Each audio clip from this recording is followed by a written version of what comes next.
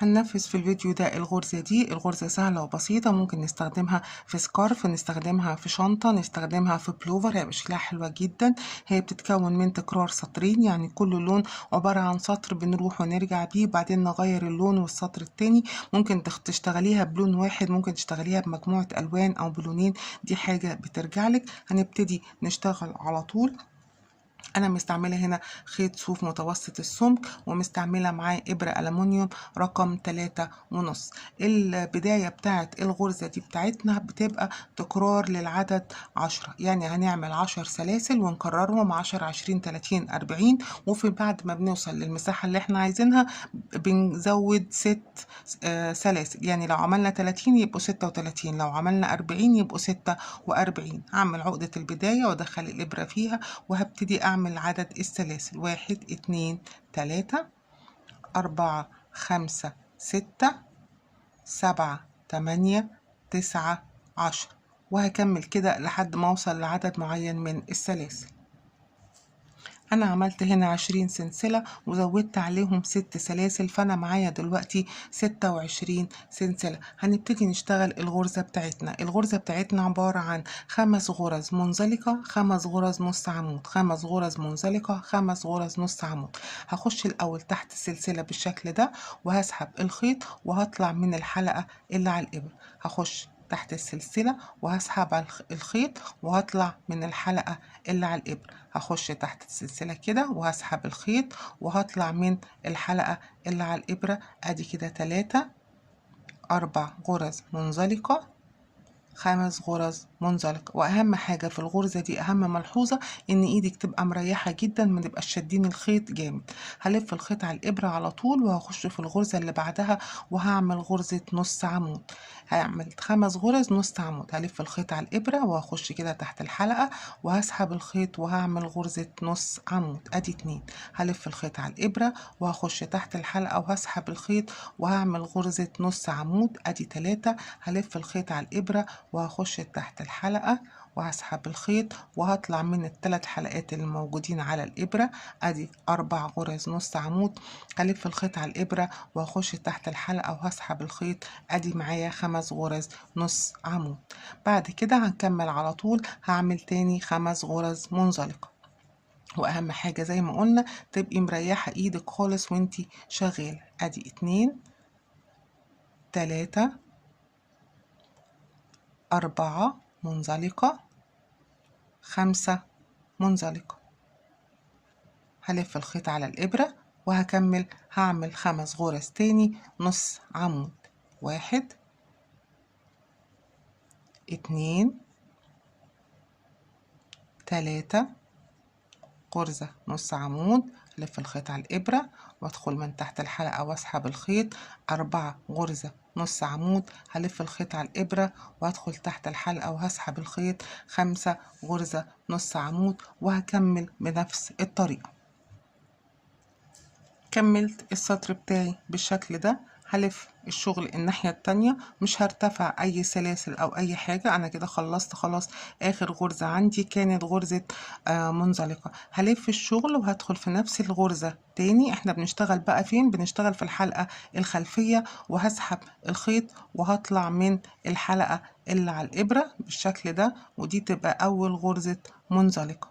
عشان كده كنت بقول نريح ايدينا واحنا شغالين. هنيجي في الغرزة المنزلقة التانية، انا بشتغل في الحلقة الخلفية كده، هسحب الخيط وفوق غرزة المنزلقة هعمل غرزة منزلقة. ادي كده 2. هاجي الغرزة المنزلقة رقم 3، هدخل فيها تحت الحلقة الخلفية بتاعتها بالشكل ده وهسحب الخيط وهطلع من الحلقة اللي على الإبر. كده 3 غرز منزلقة.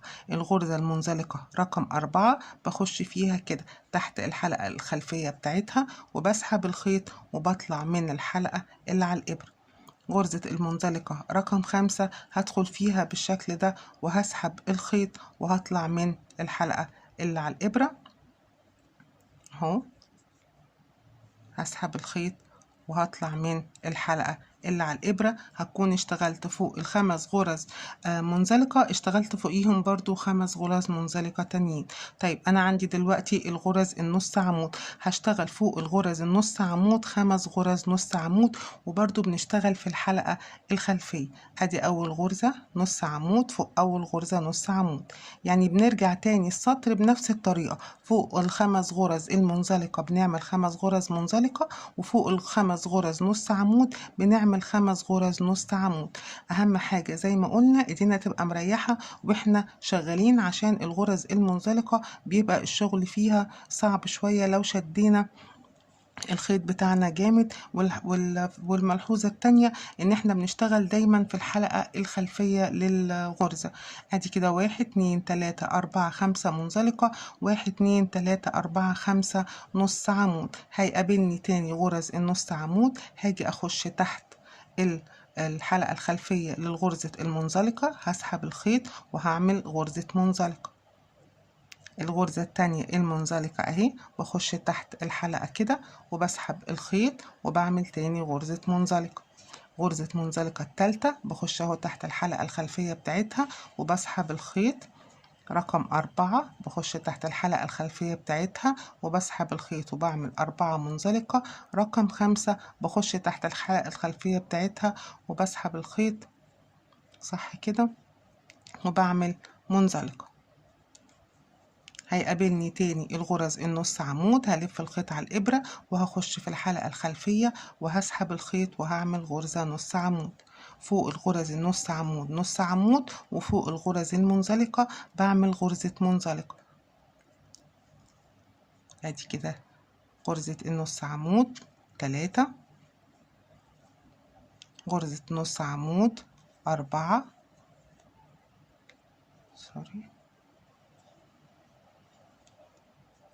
غرزة نص عمود 5. وهكمل برضو فوق ال5 غرز المنزلقة 5 غرز منزلقة، وبشتغلهم فين؟ بشتغلهم في الحلقة الخلفية. نفس ال5 غرز اللي انا ابتديت بيهم اهو بشتغل عليهم تاني. يبقى السطر كله 5 غرز منزلقة 5 غرز نص عمود، وبكمل السطر كله كده وبرجع تاني فوق المنزلقة منزلقة، وفوق النص عمود بعمل غرزة نص عمود. يبقى شكلها كده.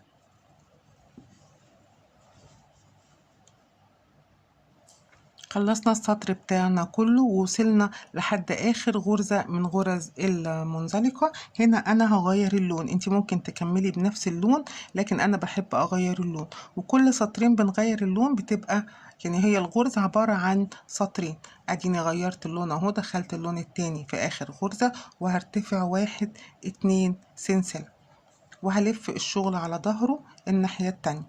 هاخد البينك ده كده بس معايا عشان الشغل بتاعي يبقى نضيف. انا هعتبر ان اول 3 سلاسل انا طلعت بيهم دول اول غرزة عمود بلف. هلف الخيط على الابرة وهشتغل فوق كل غرزة انا اشتغلتها في الحلقة الخلفية غرزة منزلقة، هشتغل فوقيها غرزة نص عمود. هنعكس بقى، فوق المنزلقة هنشتغل نص عمود، وفوق النص عمود هنشتغل منزلقة. هلف الخيط على الابرة وهخش في الغرزة المنزلقة التانية اهي تحت الحلقة الخلفية بتاعتها، وهسحب الخيط وهطلع من ال3 حلقات اللي على الإبرة. هلف الخيط على الإبرة وهخش في الحلقة الخلفية اهو لغرزة المنزلقة، وهسحب الخيط وهطلع من ال3 حلقات اللي على الإبرة. أنا كده معايا كام غرزة؟ 1 2 3 4. هلف الخيط على الإبرة وهخش في اخر غرزة كنا عاملينها منزلقة في الحلقة الخلفية بتاعتها اهي، وهسحب الخيط وهطلع من ال3 حلقات اللي على الابرة. يبقى ال5 غرز الاولانيين اللي كانوا منزلقة عملت فوقيهم 5 غرز نص عمود. ال5 غرز النص عمود اللي هيقابلوني بعد كده هم دول اللي انا هشتغل فوقيهم 5 غرز منزلقة. 1 2، يعني بنعكس الشغل. واهم حاجة زي ما قلنا ان تبقى بس ايديكي مريحة في غرز المنزلقة، عشان يعني ما تبقيش شاده الخيط قوي، عشان تريحك وانتي بتدخلي الابره في الحلقه ما تبقاش معاكي صعب. ادي كده 5 غرز منزلقة. فوق ال5 غرز المنزلقة اشتغلنا 5 غرز نص عمود، فوق 5 غرز نص عمود اشتغلنا 5 غرز منزلقة. هنرجع تاني قابلنا ال5 غرز المنزلقة، هخش برضو في الحلقة الخلفية للغرزة كده اهو، وهسحب الخيط وهشتغل فوقيهم 5 غرز نص عمود. تالي وضحت الفكرة بتاعتها كده. احنا بنكرر نفس اللي احنا عملناه في الناحية التانية، عشان كده بقولك بصي تبقى ايديكي مريحة. دي من التركات، ان غرزة المنزلقة من الغرز اللي بتبقى قافلة على بعضها. لو ايدك مش مريحة الغرزة هتغلبك كده على ما تعرفي تاخديها بالشكل ده. وهلف الخيط على الابرة وهسحب الخيط وهعمل تاني غرزة نص عمود. هلف الخيط على الابرة وهسحب وهعمل 3 غرزة نص عمود. هلف الخيط على الابرة 4 غرزة نص عمود. هلف الخيط على الابرة وهاخد 5 غرزة نص عمود. هيقابلني بعد كده ال5 غرز النص عمود، هعمل فوقيهم 5 غرز منزلقة، وهفضل مكملة بنفس الطريقة. فوق النص عمود هشتغل منزلقة، وفوق المنزلقة هشتغل نص عمود كده لحد ما اخلص السطر بتاعي اهو. قابلني بعد كده ال5 غرز المنزلقة، هشتغل فوقيهم 5 غرز نص عمود. هخش تحت اول غرزة اهو في الحلقة الخلفية بتاعتها بالشكل ده، مش طالعة معايا قوي اهي. وهسحب الخيط وهعمل اول غرزة نص عمود،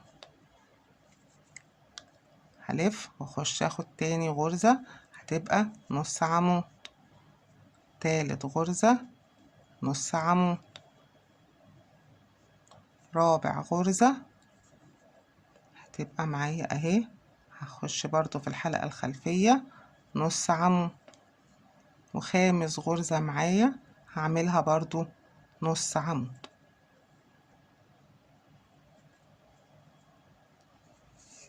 بالشكل ده. هرتفع سلسلتين وهرجع بنفس الطريقة.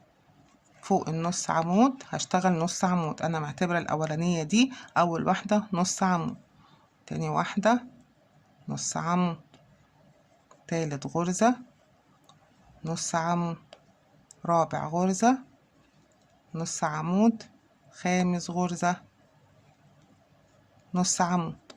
ده هيقابلني بعد كده الغرز المنزلقة، هشتغل فوق المنزلقة منزلقة،